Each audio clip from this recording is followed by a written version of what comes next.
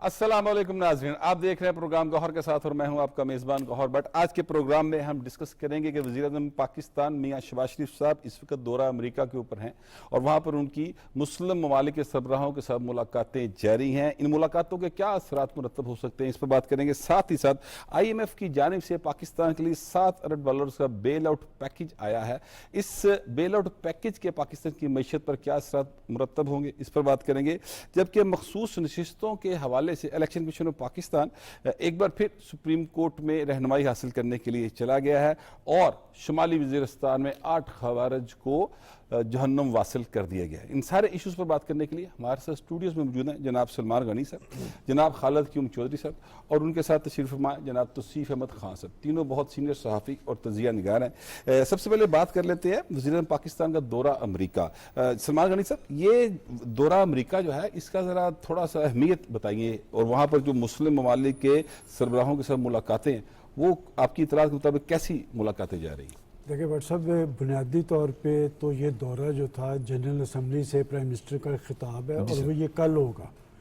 लेकिन वो 3 रोज़ पहले वहाँ गए और उसकी बड़ी वजह ये थी कि वहाँ पर IMF और वर्ल्ड बैंक के ज़िम्मेदारान से आपकी मुलाकात थी और एक अच्छी खबर वहाँ से आ चुकी है कि आपको 24वां प्रोग्राम मिल गया IMF का 7 अरब का। और ये पाकिस्तान की सियासी तारीख में इतना बड़ा प्रोग्राम इससे पहले नहीं मिला था और यकीनन इसके असरात पाकिस्तान की मईशत पर होंगे, पाकिस्तान की सियासत पर होंगे, पाकिस्तान के तजारत पर होंगे। जहाँ तक आपने बात की है मुस्लिम ममालिक के ज़िम्मेदारान की, ये बड़ी इंपॉर्टेंट डेवलपमेंट है और अगर सबसे अहम अगर कोई मुलाकात है तो मेरे नज़दीक वो बांग्लादेश के अबूरी prime minister doctor Mohammad Yunus से है। और ये खबर बहुत पहले से आ चुकी थी और मेरी दिलचस्पी इसमें इसलिए ज़्यादा है कि इस पर भारत की बड़ी ख़ास नज़र थी इस मुलाकात पर। और जिस गर्मजोशी से उन्होंने पाकिस्तान के प्राइम मिनिस्टर का डॉक्टर यूनुस ने इस्तकबाल किया और जिस तरह वो आपस में बगलगीर हुए, मेरा ख्याल है ये पाकिस्तान के हवाले से और ख़ुद बांग्लादेश के मुस्तकबिल के हवाले से बड़ा इंपॉर्टेंट है। इसलिए कि आपको याद होगा कि एक भारतीय प्राइम मिनिस्टर ने कहा था बांग्लादेश के क़याम के बाद कि हमने जो नजरिया पाकिस्तान था तो बहरे अरब में डुबो दिया है। लेकिन अब बांग्लादेश के अंदर आने वाली सियासी तब्दीली से साबित हुआ है कि वो नजरिया भी कायम है, लोग भी कायम हैं और पाकिस्तान के हवाले से उनके दिल भी धड़कते हैं। जिसकी सबसे बड़ा सबूत ये है कि अबूरी प्राइम मिनिस्टर ने जिस अंदाज में पाकिस्तानी प्राइम मिनिस्टर के साथ मुलाकात की। दूसरा, तैयब एर्दोआन साहब से उनकी मुलाकात। देखें, तैयब एर्दोआन साहब का जब हम जिक्र करते हैं तो 2 इशूज़ पे जिस पे पाकिस्तान भी स्टैंड करता है कि तुर्की उन ममालिक में से है जो आपकी रेजोल्यूशंस की भी हिमायत करता है, चीन आपकी रेजोल्यूशंस की हिमायत करता है जो कश्मीर पे हैं। और प्राइम मिनिस्टर साहब ने आप उनके विजिट में देखें कि वहाँ पर सबसे जुर्रतमंदाना और हकीकत पसंदाना अंदाज में एक गज़ा का इशू को रखा है। और उन्होंने यहाँ पर एक तासुर था कि शायद हम इसराइल की मजम्मत नहीं करते, हम फ़लस्तीनियों से यकजहती का इज़हार करते हैं। लेकिन आप जरा तासुर तो गलत था। पाकिस्तान तो किसी भी लम्हे के लिए, एक लम्हे के लिए भी ऐसा नहीं हुआ नहीं, ऐसा फ़लस्तीन के अंदर वो जो तासुर जो लोग बना रहे थे वो गलत। लेकिन जिस अंदाज में इससे पहले आपको याद होगा जब ये सऊदी अरब के अंदर एक कॉन्फ्रेंस हुई, वहाँ पर प्राइम मिनिस्टर साहब गए, वहाँ से उन्होंने बैठ के कहा था कि गज़ा के अंदर जो इंसानी सूरत हाल है उस पर इसराइल का हाथ पकड़ने की ज़रूरत है। अब भी आप जब अमेरिका में प्राइम मिनिस्टर की एक्टिविटी देख रहे हैं, उन्होंने एक दफ़ा नहीं 3रे मौके पे गज़ा की सूरत हाल पे उन्होंने दुनिया को झंझोड़ा है और उन्होंने कहा है कि इनका हाथ पकड़ने की ज़रूरत है और इसे इंसानी बुनियादों पर लिया जाए। मैं समझता हूँ इसके अलावा उनकी मालदीव के प्राइम मिनिस्टर से भी मुलाकात हुई, अभी मुलाकातों का सिलसिला जारी है। लेकिन मैं समझता हूँ कि उनका ये सारा दौरा जो है पाकिस्तान की माशी सूरत हाल के हवाले से और ख़ुद उम्मा के मसाइल के हवाले से, पाकिस्तान के किरदार के हवाले से बड़ा इम्पोर्टेंट है। और अगर मैं ये कहूँ तो कि जी पाकिस्तानी प्राइम मिनिस्टर ने जिस अंदाज के अंदर वहाँ जाकर जो आलम इस्लाम को दरपेश मसाइल हैं उस पर जिस ज़रूरतमंदाना अंदाज में बात की है, मतलब ये है कि पाकिस्तान का न्यूक्लियर पावर होने की हैसियत से हमेशा आलम इस्लाम के अंदर एक एहतराम भी रहा है और लोग पाकिस्तान की तरफ देखते हैं। मैं समझता हूँ कि पाकिस्तानी प्राइम मिनिस्टर ने हक अदा किया है और कल आप देखेंगे कि जब वो जनरल असम्बली से खिताब करेंगे तो वहाँ पर ये गज़ा की सूरत हाल भी डिस्कस होगी, इंडिया के अंदर पैदाशुदा इंसानी सूरत हाल पर भी बात करेंगे। अलबत्ता एक बात इंपॉर्टेंट जो मैं समझता हूँ कि वो इक़वाम मुत्तहिदा के सेक्रेटरी जनरल को एक क्रेडिट हमें ज़रूर देना चाहिए कि ये वो शख्स था जब पाकिस्तान के अंदर मौसमियाती तब्दीली की वजह से सैलाब आया था। जी जी तो ये बिल्कुल। पाकिस्तानी प्राइम मिनिस्टर के साथ सिंध के मुख्तलिफ इलाकों में गए थे, मुतसरा इलाकों में गए थे, और इस शख्स ने कहा था कि दुनिया को पाकिस्तान के साथ खड़ा होना पड़ेगा। पाकिस्तान का उन्होंने आलमी बरादरी के सामने केस भी लड़ा है। लिहाजा कल जहाँ पर वो प्राइम मिनिस्टर साहब गजा की सूरत हाल और कश्मीर की सूरत हाल पर बात करेंगे, वहाँ पर दहशत गर्दी के सद्देबाब में पाकिस्तान का रोल और ख़ास तौर पे ये जो मौसमियाती तब्दीली के पाकिस्तान पर मुज़र असरात हैं, वहाँ दुनिया को ज़रूर झंझोड़ेंगे कि हमारा उसमें रोल कोई नहीं था, लेकिन हमने वो सारा अज़ाब भुगता। सबसे पहले हमने भुगता और हमारे साथ क्या खड़े रहें या नहीं खड़े रहे, आप अपना जायजा लें। बिल्कुल ठीक बात है।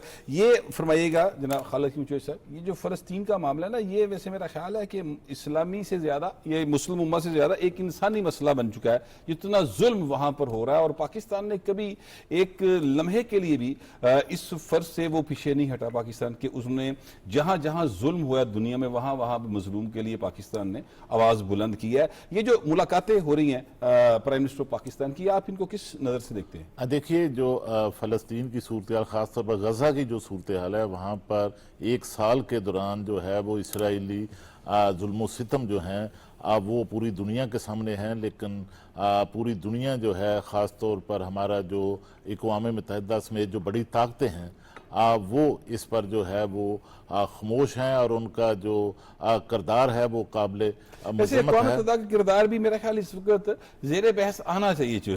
और इसमें अक़वाम मुत्तहिदा कह रहा है कि जनाब वहाँ पर जुल्म हो रहा है, लेकिन जुल्म हो ही जा रहा है। और एक साल में भट्ट साहब, एक साल में 41,000 शहादतें हो चुकी हैं, जिनमें बच्चे, बूढ़े, नौजवान, खवातीन, और वहाँ पर इमारतें जो हैं वो मलिया मेट हो चुकी हैं। और मैं आपको बताऊं कि वज़ीर आज़म पाकिस्तान शहबाज शरीफ और हमारी हुकूमत का फ़लस्तीन के बारे में आज भी वही मौक़िफ़ है जो बानी पाकिस्तान कायद आज़म मोहम्मद अली जिन्ना का जो मौक़िफ़ था, उसी के मुताबिक जो है वो चल रहा है। अब भी वज़ीर आज़म पाकिस्तान ने जो वहाँ आलमी रहनुमाओं से मुलाकातें की हैं और UNO के जनरल सेक्रेटरी से भी मुलाकात की है, तो उसमें ये गज़ा का जो मसला है इसको उठाया है, और ख़ास तौर पर उसमें मुतालबा किया गया है कि फौरी तौर पर जो है 2 मुतालबात किए गए हैं। एक ये मुतालबा वज़ीर आज़म पाकिस्तान की तरफ से किया गया है कि फौरी तौर पर वहाँ पर जंग बंदी होनी चाहिए, और दूसरा जो है वो इक़वाम मुत्तहिदा को आज़ाद फ़लस्तीन स्टेट जो है उसके क़याम के लिए अपना जो किरदार है अब वो अदा करना चाहिए। बिल्कुल अदा करना चाहिए। ये खान साहब ये फरमाइएगा कि जो मैंने एक तो बात की इक़वाम मुत्तहिदा के हवाले से कि इक़वाम मुत्तहिदा का रोल शायद रीडिफाइन करने की जरूरत पर लोग बात कर रहे हैं, और दूसरा ये जो सलमान गनी साहब ने एक पॉइंट उठाया, और इनके मुताबिक कल वज़ीर आज़म पाकिस्तान अपनी तकरीर में इस इशू को उठाएंगे। हमारे लिए वो मसला बहुत है जो मौसमियाती तब्दीली हैं, उसके नतीजे में पाकिस्तान सबसे ज़्यादा सफ़र कर रहा है, हालांकि हमारा उसमें कोई कसूर नहीं है। उस पर भी मैं चाहता हूँ कि आप ज़रा थोड़ी सी अपनी कोशिश। जी ज़रूर। अक़वाम मुत्तहिदा को आप जो बात कर रहे हैं ना, ये बड़ी अहम है, और मेरा ख्याल है जो सलामती कौंसिल के मुस्तकिल अरकान हैं उनके अलावा ये तमाम मुल्कों की अब आवाज़ बन चुकी है। आप कह रहे हैं ना कि अक़वाम मुत्तहिदा ने कहा जंग बंदी होनी चाहिए, नस्ल कुशी हो रही है इसराइल में, इवन वार क्राइम का मुजरम भी करार दे दिया इसराइल वज़ीर आज़म को, लेकिन फ़र्क तो कोई नहीं। फिर 1 साल का टाइम दे दिया कि फ़लस्तीन को आज़ाद रियासत तस्लीम कर लिया जाएगा, फ़र्क तो कोई तब भी कोई नहीं। कभी साल बाद ना भी माना जाए तो फिर जी आप क्या करेंगे। मामला ये है कि वो जो वीटो वाले लोग हैं ना, वो अब मेरा ख्याल है दुनिया चेंज होनी चाहिए, थोड़ा सा रीडिज़ाइन होने की ज़रूरत है, वरना यही आवाज़ें। लेकिन बहरहाल ये जो बात है ना, ये आपने बड़ी अच्छी बात की कि ये इंसानी मसला है। मुझे ये कहने में कोई आर नहीं है कि यूरोप ने, इवन अमेरिका में वहाँ की पब्लिक ने, उनकी अशराफिया ने नहीं, पब्लिक ने हमसे ज़्यादा आवाज़ उठाई फ़लस्तीन पर होने वाले जुल्म के लिए। और एक अपने वज़ीर आज़म पाकिस्तान को मैं सलूट पेश करता हूँ, जब इस्माइल हनिया की शहादत हुई तो अभी ईरान ने कोई मौक़िफ़ नहीं दिया था, तो आपके वज़ीर आज़म ने तब नाम लेकर मज़म्मत की थी इसराइल की। ठीक है, तो मेरा ये ख्याल है कि कल 2-3 चीज़ें, वेस्ट एशिया की सूरत हाल यानी मशरिक़ वस्ता की, लाइक लेबनान की सूरत हाल, वज़ीर आज़म का जो टॉपिक होगा, और फ़लस्तीन की सूरत हाल, फिर उसमें कश्मीर का जिक्र होगा, और क्लाइमेट चेंज जो है ये most important issue for us. हमारा फ्रिक्शन में हिस्सा नहीं है, ठीक है। और यही अक़वाम मुत्तहिदा के सेक्रेटरी जनरल हैं, ये भी हमें इंडोर्स करेंगे। ये बात उठाना बहुत ज़रूरी है। तबाही यानी कि अगर 99.99% हमारा हिस्सा नहीं है, फ्रिक्शन में भी हिस्सा नहीं कम बनता है, लेकिन तबाही इस खिते में ज़्यादा आ रही है। तो मेरा ये ख्याल है कि ये 3 से 4 इशूज़ जो हैं वो लाजमी उठाएंगे वो अपनी तकरीर के दौरान। और इस खिते का पाकिस्तान बहुत अहम मुल्क है, तो उसकी आवाज़ को इग्नोर नहीं किया जा सकता। जनरल असम्बली का जो खिताब होता है ना, बेसिकली उस मुल्क की फॉरेन पॉलिसी और दुनिया की तरफ देखने का अंदाज़ जो है उसको डिक्टेट करता है कि वो आने वाले दिनों में ये रियासत या ये हुकूमत किस तरफ को अपनी खारजा पॉलिसी लेके जा रही है। तो मेरा ख्याल है कल उसके कंटोर्स वाजे होंगे। सलमान गनी साहब, ये IMF की जानिब से जो एक हमें $7 अरब का एक बेल आउट पैकेज दिया गया, कुछ लोगों की तो उम्मीदों में पानी फिर गया। वो बाकायदा तौर पे काफ़ी परेशान और अपसेट हैं कि यार ये क्या हो गया। उन्होंने तो खत भी लिखे थे, आपको याद होगा, उस पार्टी ने कि किसी सूरत जो है वो कर्जा ना दिया जाए। लेकिन इस बेल आउट पैकेज के क्या असरात आप देखते हैं मुस्तकबिल में? देखें भट्ट साहब, इसमें तो कोई दो राय नहीं कि पाकिस्तान की मईशत एक मुश्किल सूरत हाल से दो चार थी। और ये जो बेल आउट पैकेज है, नहीं मैं वही बताने लगा हूँ आपको कि ये ताज़ा हवा का झोंका ज़रूर है, लेकिन आप इसे मौसम बहार करार नहीं दे सकते, इसलिए कि ये बेल आउट पैकेज जब आपको मिला है तो ये मशरूत है बहुत सारी शराइत के साथ। और ये लोड ख़ुद पाकिस्तान के प्राइम मिनिस्टर और हुकूमत पे है, जिन्होंने कहा कि जो शराइत हमने तय की हैं उस पर वो कंप्रोमाइज़ करने के लिए तैयार नहीं है। और असल मसला ये है कि हमारी हुकूमतें जब बरसिकदार आती हैं, जब आपने किसी से उधार लेना होता है तो आपकी ज़रूरत होती है तो आप सारी शराइत मान लेते हैं, लेकिन जब आपको कर्ज मिल जाता है फिर आप अपनी मन मर्जियाँ करते हैं, फिर अयाशियों का एक सिलसिला जारी होता है। ये जो 23वां पैकेज था उसमें क्या हुआ कि वो शख्स जो पाकिस्तान के अंदर आपने उसे प्राइम मिनिस्टर बना दिया, वो तो कहता था कि जी मैं IMF से रजू करने पे खुदकुशी को तरजीह दूंगा, और फिर पाकिस्तान की हमारा जो स्टेट बैंक ऑफ पाकिस्तान है, इसके बाद आपकी कीमतें जो बिजली, गैस, पेट्रोलियम, अशियाए ज़रूरियात की कीमतों को मशरूत किसने किया? IMF के साथ। तो ये माजी की PTI की गवर्नमेंट थी और आज तक आप पर वो सारा लोड आ रहा है। और बात ये कि आप देखें जिस वक्त वो इक़्तिदार छोड़ रहे थे, अपने ही किए हुए मुआहदे पे उन्होंने कदगन लगाई और एक आर्जी रिलीफ इसलिए दिया कि उनकी सियासत चमकती रहे, उसमें सारा लोड पाकिस्तान पर आया। पाकिस्तान पर दिवालियापन की तलवार लटकती नजर आ रही थी। वो बल्कि कह रहे थे कि ये दिवालिया हो जाएगा, पाकिस्तान दिवालिया होने जा रहा है, वो ये बकायदा ये कह रहे थे, शर्तें लगाई थी कि पाकिस्तान श्रीलंका बनने जा रहा है। लेकिन देखें PDM की गवर्नमेंट जिस सूरत हाल के अंदर बरसिकदार आई, बड़ी मुश्किल सूरत हाल थी। और दो अदारों ने आपकी एक तो चीन आपके साथ खड़ा हुआ, उन्होंने कहा कि पाकिस्तान को ब्लैकमेल करने की कोशिश की जा रही है। पिछले बजट की मैं बात कर रहा हूँ, चीन का फॉरेन सेक्रेटरी ऑफ स्टेट जो था, आपके जो वज़ीर ख़ारजा थे बिलावल भुट्टो ज़रदारी थे उस वक्त, तो मुझे याद है वो प्रेस कॉन्फ्रेंस गालिबन वो मई का महीना था, गालिबन 3-4 मई, तो उन्होंने इस्लामाबाद में प्रेस कॉन्फ्रेंस की और चीन के वज़ीर ख़ारजा ने कहा कि पाकिस्तान को ब्लैकमेल करने की कोशिश हो रही है, हम पाकिस्तान के साथ खड़े हैं। और पाकिस्तानी प्राइम मिनिस्टर शहबाज शरीफ ने देखें बात जब बुनियादी तौर पे तो ये रोल था वज़ीर ख़ज़ाना का, लेकिन मेरे ज़ाती इल्म में है कि किस तरह किन कोशिशों और काविशों के ज़रिए उस प्रोग्राम को कंप्लीट किया है और जो शराइत तय की थी उस पर वो अमल पैरा हुए। इसमें ये बात मान लेनी चाहिए कि उनकी सियासत मुतासर हुई है, इसलिए कि पाकिस्तान मुस्लिम लीग नून की सियासत पर जब मैं नज़र दौड़ाता हूँ तो नवाज शरीफ की सियासत हमेशा डिलीवरी की सियासत थी। वो अपनी हुकूमत के समरात आम आदमी तक पहुँचाते नजर आते थे, लेकिन एक मुश्किल सूरत हाल थी, उसमें उन्होंने ना सिर्फ पाकिस्तान को दिवालियापन से बचाया। अब जो सूरत हाल बन रही है, देखें इसके आपने कहा कि असरात क्या होंगे, इसके सबसे बड़े असरात तो ये कि अब वो जो गैर मुल्की और मुल्की सरमायाकारी का अमल तेज़ होगा, इसमें आपका फ़राते ज़र नीचे आएगा, महंगाई की सूरत हाल में कमी होगी, आपका रुपया किसी हद तक मुस्तहकम होगा। सबसे अहम बात कि कल आज सुबह इसका ऐलान हुआ है, आप अपनी स्टॉक एक्सचेंज में देख लें किस हद तक तेज़ी आई है। लेकिन फिर मैं ये बात कहूँगा कि ये ताज़ा हवा का झोंका ही है, माशी लेकिन अपनी जगह पे, लेकिन वापस आकर मुझे जो नज़र आ रहा है बड़ी तल्ख बात है कि चूंकि आपने एक मुआहदा किया है, आपको पाकिस्तान की तारीख का एक बड़ा पैकेज मिला, इससे पहले $7 अरब का आपको पैकेज नहीं मिला था, तो अब भी आपको कुछ शराइत पे अमल पैरा होना पड़ेगा। ये लोड पाकिस्तान के अवाम पे नहीं आना चाहिए। भट्ट साहब ये वादा मैं नहीं, ये बात मैं नहीं कर रहा, ये पाकिस्तान के अवाम चाहते हैं कि उनके ऊपर लोड ना आए। ये पाकिस्तान के प्राइम मिनिस्टर, इसी प्राइम मिनिस्टर शहबाज शरीफ साहब ने कई बार लाइन्स ड्रॉ की थी अपनी कैबिनेट के सामने कि हमने आम आदमी पे लोड नहीं डालना।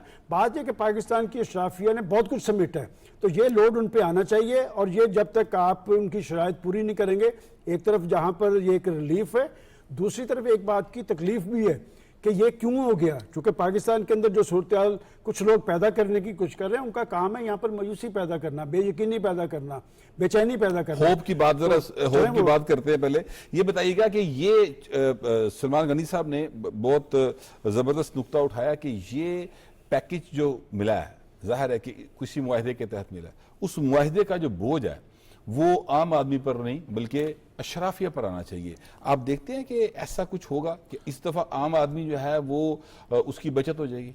देखिए, ये जो IMF का पैकेज मिला है पाकिस्तान को $7 अरब का, इस पैकेज की मंजूरी के बाद आपने देखा कि जो MD हैं मैनेजिंग डायरेक्टर IMF, उनकी वज़ीर-ए-आज़म पाकिस्तान से मुलाकात हुई और ख़ास तौर पर उनका जो मैसेज था, जो पैगाम था MD जो थी IMF की, वो यही था कि पाकिस्तान के अंदर जो इस्लाहात हैं, पाकिस्तान ने जो इस्लाहात की हैं उसके समरात मिलना शुरू हो चुके हैं और ख़ास तौर पर अमीरों से टैक्स लिया जा रहा है और गरीबों की उस टैक्स से जो है वो मदद की जा रही है।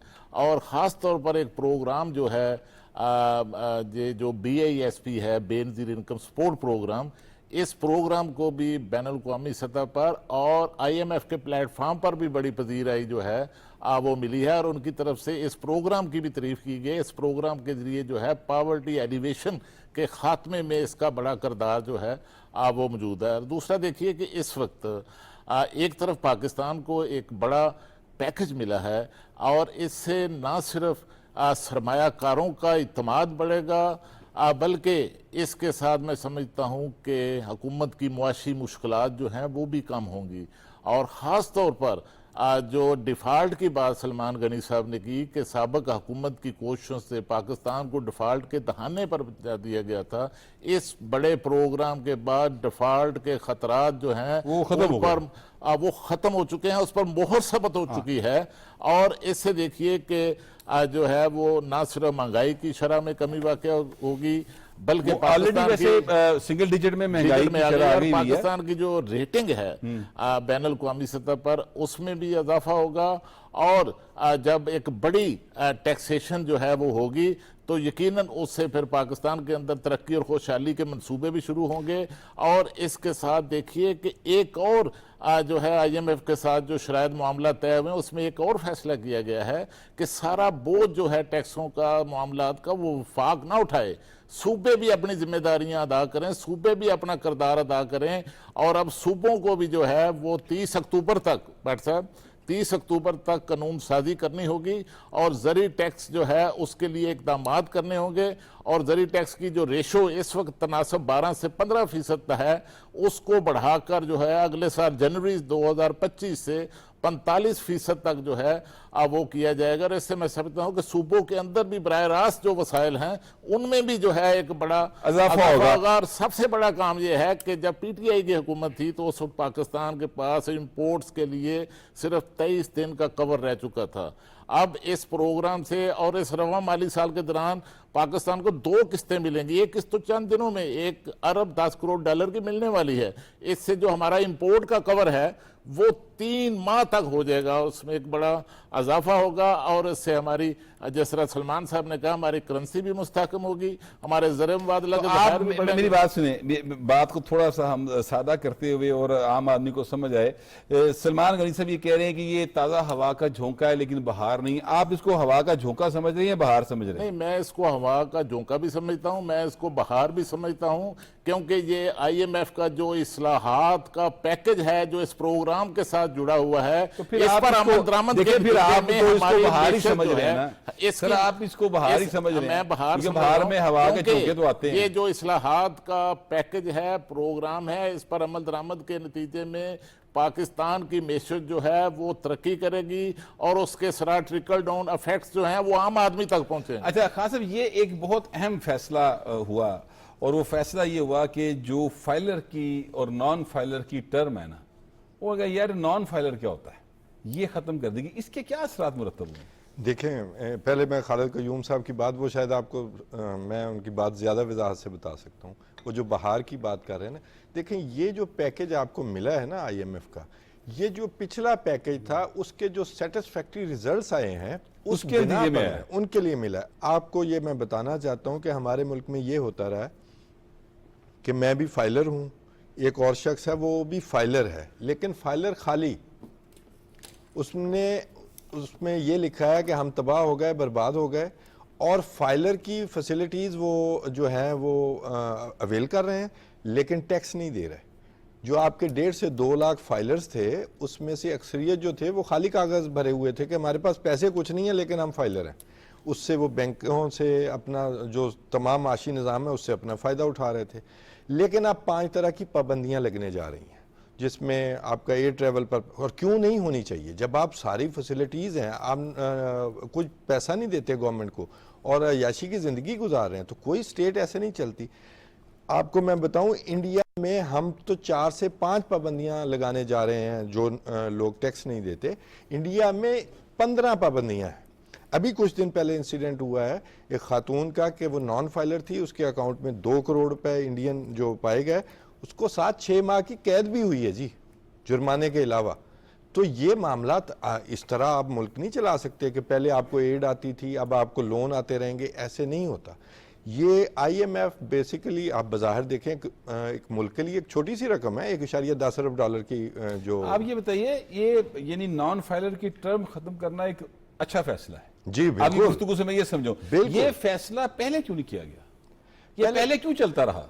ये देखें, एक तो ये होता है ना कि आहिस्ता आहिस्ता सोसाइटी लोड आया जी, सीधी बात है, अब लोड आया ना। माजी की हुकूमतें पहले तो एड्स कर्जे आती लेती थी। थी, कर्जे तो याशियों में सर्फ होते थे। आपकी- आप पूछ रहे हैं कि जी फाइलर, मैं बताता हूँ बड़ी आसानी से। आप फाइलर हैं ना, मैं भी फाइलर हूँ। यहाँ लाहौर के अंदर मैं ऐसे सैकड़ों बंदे, बड़े बड़े ताजर, अभी जो 5 शराइत का खान साहब जिक्र कर रहे हैं, ये जो दुनिया भर के सफ़र करते हैं, ये फाइलर होने चाहिए ना। इनकी औलादें और जायदादें पाकिस्तान से बाहर हैं, फाइलर होने चाहिए ना। इनकी याशियों का सिलसिला चल रहा है, ये इसमें फाइलर होने चाहिए ना। सलमान ये साहब, फाइलर एक नहीं और है। लूप होल है। मैं आपको तरीका बताता हूँ। देखिए क्या है, हमें असल टैक्स के सिस्टम की बात करनी चाहिए। आपको पता है कि 1200 रुपया दुकानों पे टैक्स लगा तो वो 12,000 रुपया इंस्पेक्टर को दे देते हैं, तो 1200 रुपए में नहीं आते। दरअसल फाइलर वो होता है जो अपनी आमदनी के अंदर दुनिया के ममालिक के कैसे चल रहे हैं, इसी टैक्स सिस्टम पे चल रहे हैं ना। हमारे यहाँ टैक्स ना देने का एक मुकाबला है, सिर्फ बेचारे 75% फंस वो गए जिनकी सैलरीज में से टैक्स कटता है। और वो जो पाकिस्तान की अशराफी है, पाकिस्तान के याश घराने हैं, पाकिस्तान का ताजर है और बड़े बड़े सनतकार, उन्होंने तरीके रखे हुए हैं। बात यह कि वो टैक्स, आपको पता है शफर जैदी साहब ने क्या कहा था? उन्होंने कहा था कि अगर सिर्फ ये टैक्स गुजारों को, इंस्पेक्टरों को, इनको घर भिजवा देना तो पाकिस्तान चल पड़ेगा। बात यह कि पाकिस्तान का सरमाया लूटने की आदत थी और इन्हें यह नहीं पता कि पाकिस्तान। इसमें गौर साहब मैं आपको ऐड और कर दूं, एक और लूप होल है जी जिसको हम इग्नोर करते हैं बात करते हुए। फाइलर है, मैं फाइलर हूं लेकिन मैं टैक्स नहीं दे रहा, मैं फैसिलिटीज एक टैक्स देने वाले बंदे के बराबर ले रहा हूं, फाइलर हो गया और हर साल घाटा शो कर रहा हूं। ये नहीं चलने का, ये भी बंद होने ये किसने पकड़ना है? देखिए ये पकड़ने के लिए FBR है, उसमें भी रिफॉर्म हो रही हैं। अब ये FBR के अंदर जैसे इन्होंने भी कहा सलमान अली साहब ने कि 1200 रुपए का टैक्स नहीं देते, 12,000 रुपए इंस्पेक्टर को देते हैं। तो वो जो इंस्पेक्टर 12,000 रुपया ले रहा है, 1200 रुपया सरकार के खाते में ले रहा, उसको कौन पकड़ेगा? ये अहम इशू है, क्योंकि अगर आप नोट करें तो पाकिस्तान के जितनी भी सरकारी मशीनरी है उसके ऊपर ये बहुत सारे सवालात हैं, बहुत सारे इल्जामात हैं। इन इश्यूज के ऊपर मजीद बात करेंगे। फिलहाल एक ब्रेक का कहा जा रहा है, तो ब्रेक से वापस आएंगे तो यहीं से प्रोग्राम को शुरू करेंगे। फिलहाल टेक अ ब्रेक।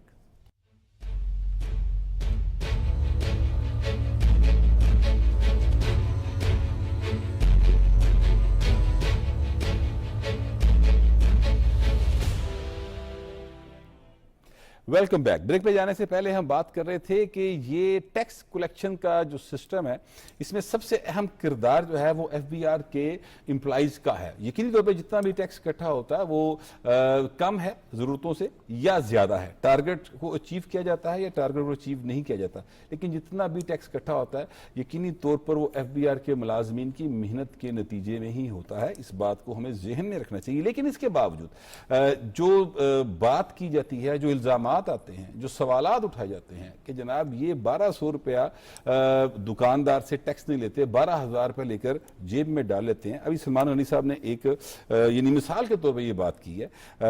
ये किस तरह से रोका जा सकता है और किस तरह से जो सरकारी मुलाजमीन हैं जिनके ज़िम्मे बहुत अहम काम है, ये यानी उनको समझाया जा सकता है कि भाई मेहरबानी करें, ये मुल्की मैशत और पाकिस्तान के मुस्तकबिल का मसला है, इसलिए इस पर कोई किसी किस्म की यानी आप रिश्वत या जो भी इल्ज़ाम है वो उस तरफ ना जाया जाए। सलमान गनी साहब, किस तरह से रोका जा सकता है? देखिए भट्ट साहब, इसमें पहले एक बात समझने की है कि दुनिया के जो तरक्की याफ्ता ममालिक हैं वहाँ पर जो तरक्की और खुशहाली का अमल क्यों है कि वहाँ पर उनका टैक्स सिस्टम जो है मजबूत है। वो हर चीज़ में हर आदमी टैक्स देता है।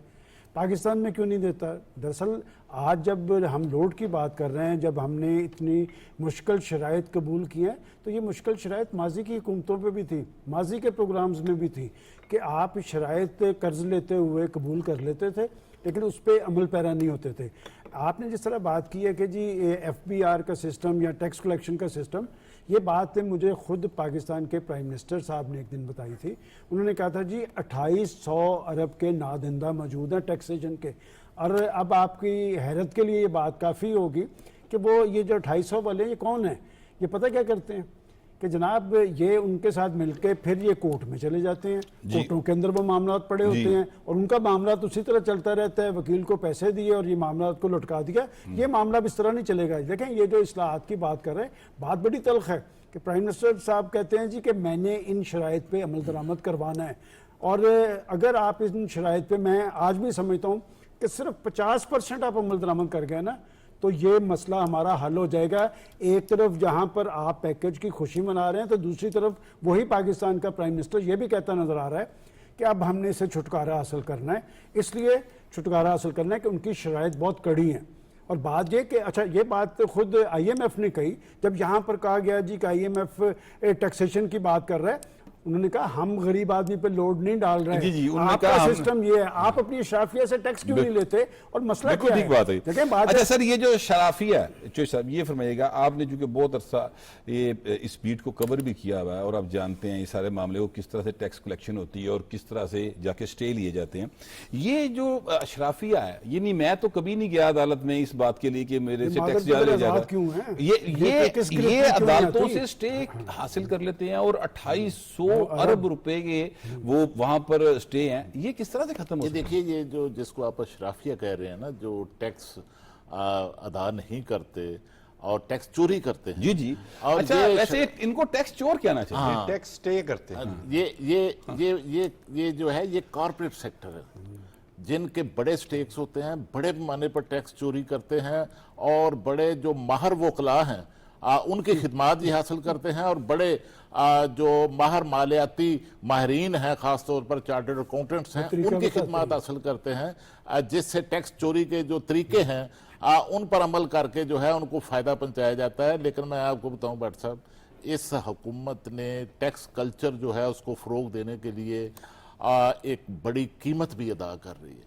और क्योंकि इस रवां माली साल के दौरान IMF के साथ जो मुआहदा हुआ है, उसके तहत हमारा जो टैक्स रेवेन्यू है इस साल का, उसमें 3500 अरब रुपए का जो है वो बड़ा एक इजाफा किया गया है। और इस साल जो है वो हुकूमत ने 12,970 अरब रुपए जो है वो कलेक्ट करने हैं, और बड़ा चैलेंज है इस वक्त हुकूमत के लिए। और इसके लिए हमारे वज़ीर आज़म पाकिस्तान शहबाज शरीफ हर हफ्ते जो है वो FBR की जो है वो मीटिंग लेते हैं, वहाँ पर अपडेट्स लेते हैं और इस हवाले से फॉलो अप लेते हैं कि इसमें जो सेक्रेटरी इस्लाहात भी उन्होंने तब्दील कर दिया पिछले दिनों, उन्होंने कहा मुझे रिजल्ट्स चाहिए। जी जी बिल्कुल ठीक बात है, रिजल्ट्स के बगैर बात बन ही नहीं सकती। 2800 अरब रुपए आपको पता है शहबाज शरीफ साहब वैसे ही जो है वो काम को पकड़ ले तो उसके बाद वो क्या कहते थे जब वो पंजाब में वजीर आला थे तो जो लोग उनको कवर करते थे बहुत एक्सटेंसिवली, वो कहते थे कि ना ये सोते हैं और ना ही किसी को सोने देते हैं और मुसलसल काम के पीछे पड़ रहते हैं। रिपोर्टर्स नामुमकिन को मुमकिन बनाना बनाते थे। बिल्कुल ठीक बात है। ये जो 2800 अरब रुपए की सलमान गनी साहब ने बात की है, जो स्टे ऑर्डर्स के जरिए जो है वो टैक्स जो है उनको इल्तवा में डाला गया है, इसके खात्मे के लिए भी जो है हुकूमत ने इस्लाहात की हैं और नया कानून जो है एक्ट जो है वो पास किया है और जिसके तहत जो है जो ट्रिब्यूनल्स हैं उनकी तश्कील नो जो है वो की जा रही है ताकि ये सारी जो रेवेन्यू है इसकी कलेक्शन जो है वो की जा सके। करे इस मुल्क के मुआशी क्राइसिस से निकालने में पाकिस्तान की अदलिया को भी जी उनको एक रोल प्ले करना चाहिए। वैसे ये जो अदलिया का रोल है ना सर, ये किसी भी माशरे की तश्कील में बहुत अहम होता है। इंसाफ जो है ना सर वो 24 घंटे मिलने वाली वो ऑक्सीजन है जिसके बगैर माशरा आगे नहीं बढ़ सकता। अदलिया के फैसलों से मुल्कों के अंदर इस्तेहकाम आता है, इस्तेहकाम आता है, फैसले इंसाफ और आइन के मुताबिक हों तो बिल्कुल इतनी बड़ी, मैं कह रहा हूँ इतनी बड़ी रिकवरी के लिए जो FPR है उसकी कैपेसिटी बिल्डिंग जो है अब वो भी बड़ी ज़रूरी है और मैं समझता हूँ कि इस पर भी जो है वो वज़ीर आज़म की हदायत पर जो है वो काम किया जा रहा है ताकि जो मुलाजमीन हैं FPR के उनकी इस्तिदाद कार जो है उसको भी बढ़ाया जाए। बिल्कुल ठीक बात है। खान साहब बात जो मैं करना चाह रहा था वो एक्चुअली थोड़ी सी उलझ गई, इधर उधर चली गई। मैं चाहता हूं दोबारा उस पॉइंट पर आना क्योंकि ये बहुत बड़ी डेवलपमेंट है, नॉन फाइलर की टर्म को खत्म करना। इससे सर आम आदमी को फायदा होगा। जी आम आदमी को, मैं देखिए ये जायदाद नहीं खरीद सकेगा जो भी नॉन फाइलर होगा। आप वो जो अपनी टैक्स रिटर्न जमा नहीं कराएगा वो गाड़ी नहीं खरीद सकेगा, बिल्कुल। वो बैरून मुल्क सफर नहीं कर सकेगा, अंदरूने मुल्क भी नहीं कर अंदरूने मुल्क के लिए भी शायद उसके लिए प्रॉब्लम है। अच्छा मैं ये हवाई कहना चाह रहा हूँ कि ये सारे काम गरीब आदमी तो नहीं करता। जी बिल्कुल नहीं करता। उसके पास तो तरके में से जायदाद अगर कोई आ जाए, के पास ऐसा कुछ तो आ जाए थे ना, मैंने इसलिए कहा देखिए कि मैं अर्ज करता लाश जो हूँ, है। बज़ाहिर ये जो IMF का प्लान है ये कर्ज है ना जी, तो बंदे को कर्ज का बोझ फील होता है, लेकिन ये ब्लेसिंग इन डिस्गाइज है। वो आपको कर्ज भी दे रहे हैं और साथ कह रहे हैं रिफॉर्म्स भी लाएं। अब 2 तरह की रिफॉर्म्स, 3 तरह की है। FBR में रिफॉर्म्स, अदलिया का जो ट्रिब्यूनल्स हैं जैसे खालिद कयूम साहब ने बताया वहाँ पर रिफॉर्म्स, और टैक्स कलेक्शन में रिफॉर्म्स, सूबों को साथ ऑन बोर्ड करना कि जी आप अपने हिस्से का टैक्स वसूल करके पहुंचाते ही नहीं है, ज़रूरी टैक्स कोई वसूल ही नहीं करता। ये देखें जहां भी जिस सोसाइटी में भी जब अशराफिया ग्रिप करती है ना, अपना एक तरह का कार्टेल बनाती है, तो ये एक नेक्सस होता है। जैसे खालिद साहब ने कहा ना कि बड़े बड़े वकील कर लिए, बड़े बड़े सारे वो स्टे मिल जाते हैं जी। तो ये निज़ाम अब जो है ये आप इसे IMF का जो है ना ब्लेसिंग इन डिस्गाइज प्लान समझें कि वो उन्होंने कहा जी ये आप कलेक्शन करेंगे। तो ये जो कलेक्शन है ना ये वो हैं जो नॉन फाइलर बने रहते हैं या फाइलर बनते हैं तो उसमें वो घाटा दिखाते हैं कि जी हमारे पास है कुछ नहीं, फैसिलिटी सारी दें, उसको ख़त्म करने जा रही है। वो टैक्स का जो मामला है ना कि अब वो टैक्स देना पड़ेगा, नहीं तो मुल्क नहीं चलेगा जी। कब तक आप कर्जे से चलेंगे? बिल्कुल ठीक बात है। नहीं इंशाल्लाह मुल्क चलेगा। जो टैक्स नहीं देते उनकी जिंदगी काफी तल्ख होने जा रही है। अच्छा मैं अब बात करना चाहता हूँ इलेक्शन कमीशन ऑफ पाकिस्तान की। उन्होंने एक दफा फिर रहनुमाई मांगी है सुप्रीम कोर्ट ऑफ पाकिस्तान से कि हमें बताएं कि हम जो है ये यानी किस तरफ जाएं। कौमी असम्बली ने जो इलेक्शन एक्ट में एक तरमीम की है उसके मुताबिक सीटों की तकसीम करेंगे। सुप्रीम कोर्ट ऑफ पाकिस्तान का फैसला जो कि इलेक्शन एक्ट में तरमीम से पहले आया था उसकी तरफ जाएं, हमें रहनुमाई दरकार है। देखें भट्ट साहब इसको थोड़ा सा ना आप इस तरह देखें कि इलेक्शन कमीशन भी पाकिस्तान का एक आईनी अदारा है। जी जी नहीं इस तरह क्यों देख रहे हैं, वो है ही आईनी अदारा। देखें उन्हें ये जो 8 जजों की तरफ से वजाहत जारी हुई है उसके जवाब में भी एक वजाहत आई है और बात ये कि इलेक्शन कमीशन ये कह रहा था कि जी आपका फैसला तो सर आंखों पे, लेकिन ये बताएं कि हमारा एक आईनी किरदार भी है। हम आपके फैसले पे अमल पैरा होंगे या आइन के, और इसीलिए वो दोबारा कोर्ट से रजू कर रहे हैं। देखिए ये मामला ऐसा आ गया है कि आपके स्पीकर्स ने भी लेटर लिखे हैं जी जी, और ये जो पाकिस्तान की रियासत के 3 बड़े अदारे हैं, ये अदारा जाती एक नफसियाती जो कैफियत है, ये पाकिस्तान की रियासत के लिए अच्छी नहीं है। और जैसे मैंने अभी कुछ देर पहले कहा था कि जो अदालती फ़ैसले होते हैं वो जमहूरी माशरों के अंदर इस्तेहकाम का ज़रिया बनते हैं। इससे माशी इस्तेहकाम भी आता है, इससे अदालती इस्तेहकाम भी पैदा होता है, सियासी इस्तेहकाम भी होता है।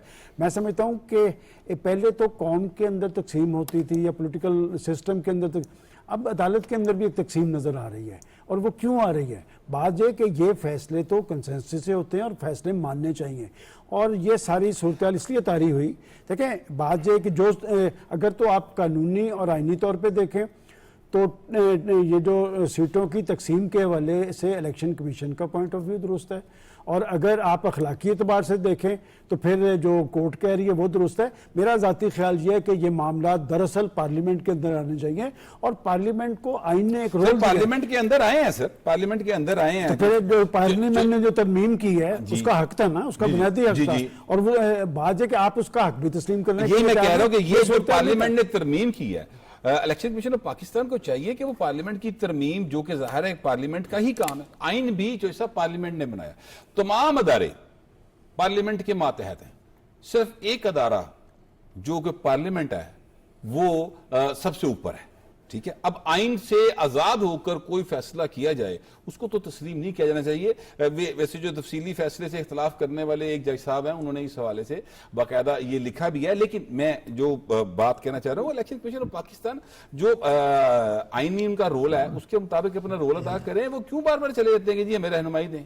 देखिए ये जो सुप्रीम कोर्ट ऑफ पाकिस्तान है और इलेक्शन कमीशन ऑफ पाकिस्तान है, ये दोनों आइनी अदारे हैं, और दोनों आइनी अदारों की जो जाए पैदाइश है वो पार्लियामेंट है। जी जी, और मैं समझता हूँ कि पार्लियामेंट ने आज जो कानून साजी की है, फिर अदालतों को भी और इलेक्शन कमीशन ऑफ पाकिस्तान को भी, तमाम जो अदारे हैं उनको फिर जो है वो आईन पाकिस्तान जो है उसको सामने रख कर जो है जो कवानीन बनाए गए हैं पार्लियामेंट में, उसके मुताबिक ही फैसले जो है वो करने चाहिए। और पार्लियामेंट तो अपनी कानून साजी जो है कर चुकी है। इसी वजह से इलेक्शन कमीशन ऑफ पाकिस्तान ने जो दोबारा जो है एक CM फाइल की है। देखिए मैं आपसे गुजारिश करूंगी, ये जो मैंने जो बात शुरू की, चूंकि आप असल बात की तरफ नहीं आ रहे तो फिर मैं ही आ जाता हूं।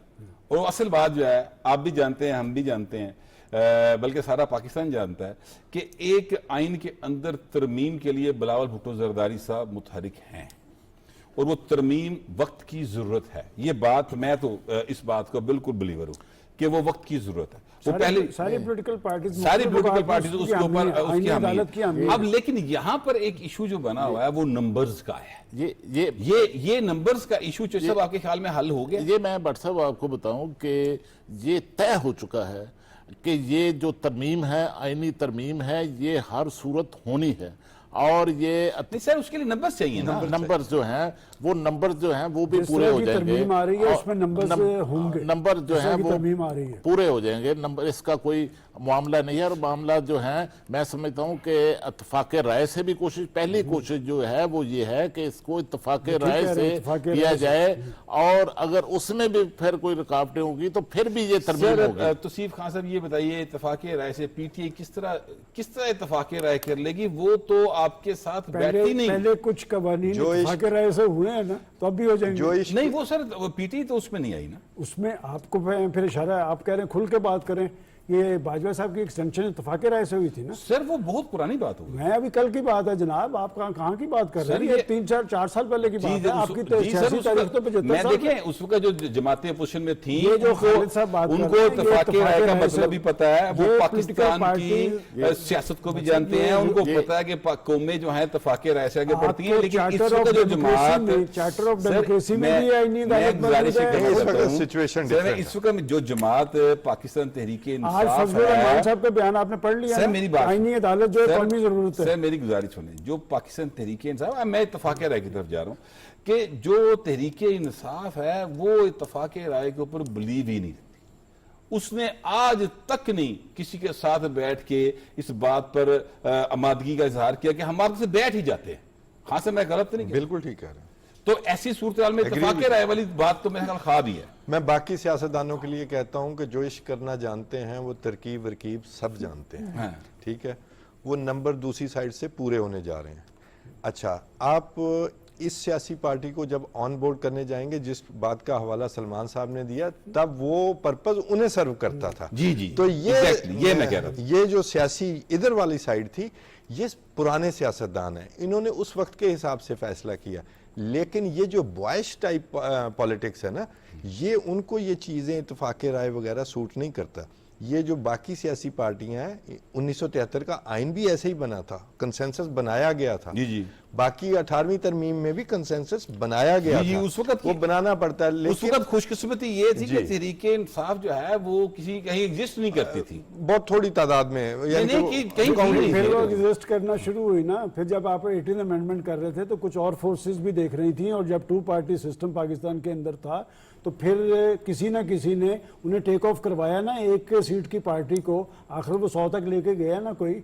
और पाकिस्तान की मईशत का जो भट्टा में बैठा है, किनके दौर में बैठा है, जी, उनका किया दर है। पार्टीज की बहरहाल ये COD का हिस्सा तो है। हर पार्टी के पास कुछ प्लस होते हैं कि वो ये कहते हैं कि जी जैसे पीपल्स पार्टी सर ये बताइए, सर है। मुझे ये बताइए, आपने कहा जिस किस्म की तरमीम आ रही है वो इत्तेफाक राय से आएगी, आप ये बात यहाँ से शुरू जी हुई थी। मैं आपको फिर कह रहा हूं कि इत्तेफाक राय से आएगी और आएगी। सर वो जो तरमीम आ रही, जिस किस्म की आपने लफ्ज इस्तेमाल किया, तो मैं चाहता हूँ थोड़ा सा अगर को आप बता सकते हो तो।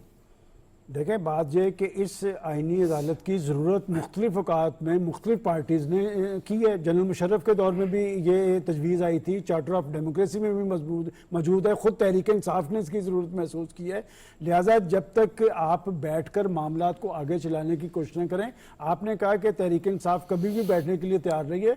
वो बैठने के अंदाज भट्ट साहब हम बतौर जर्नलिस्ट जानते हैं कि बाज़ औक़ात बाज़ तरमीम कंसेंसस से भी हुई हैं। ये तरमीम जो आ रही है ये कंसेंसस से होगी। ये तरमीम यानी आईनी अदालत के ऊपर तहरीक इंसाफ जो है वो मान जाएगी। साहब आप इस बात को तस्लीम करते हैं? ये देखिए, आप ऐसे एग्री करते हैं? मैं समझता हूं कि जो मौलाना फजलुर रहमान है JUI के सरबरा, शायद उनके जरिए जो है वो जिस जमात की आप बात कर रहे हैं वो भी शायद उस पर इत्फाक कर ले। और आईनी अदालत पर किसी को इख्तिलाफ नहीं है, सिर्फ तरीक़ेकार पर कुछ मुख्तलिफ राय हो सकती है। और जिस तरफ आप जाना चाह रहे हैं वो है, अगर इत्फाक राय ना हुआ तो देखिए एक बड़ा 2 साल बाद नजरसानी का केस लगा है। आइन का आर्टिकल 63A की तशरीह का केस जो है समाअत के लिए मुकर्रर हुआ है। जी जी, मुकर्रर हुआ है और उसका फैसला भी आना है। उसका फैसला भी आना, तो इसका मतलब यह है कि अगर मखसूस नशिस्तों के हवाले से वो जो पार्लियामेंट के अंदर एक इलेक्शन एक्ट में तरमीम हुई है उस तरफ से बात ना भी बने, तो 63A की रिव्यू पिटिशन भी है, उस तरफ से भी कुछ चीजें बेहतरी हो सकती है। ऑप्शन इत्तेफाक राय के अलावा भी है, लेकिन कोशिश है कि इत्तेफाक राय से तो चीजों की बेहतरी की नहीं बात, उससे इंप्रेशन आया था कि जी सीधी आखिर बात करने 20 सेकंड रह गए जी सर। के रीराइट हुआ है कॉन्स्टिट्यूशन। जी। हमें जो सुप्रीम कोर्ट है, एहतराम है, आईनी इदारा है, वो सिर्फ तशरीह कर सकते हैं, आइन रीराइट नहीं कर सकते। मेरा उस रियासत के साथ सोशल बिल्कुल ये हुकूमत का भी ये मौक़िफ़ है पार्लियामेंट के कि जरिए जो आइन है उसकी अंदर तरमीम का अख्तियार जो है वो सिर्फ पार्लियामेंट को है। बाहर ये अभी पाकिस्तान के अंदर ये डिस्कशंस जारी हैं और ये जारी रहेंगी। हमारे वक्त जो ख़त्म हो गया इस वक्त प्रोग्राम का, तो आज तक के लिए इतना ही। मिलते हैं आपसे अब कल। अल्लाह ने की बात।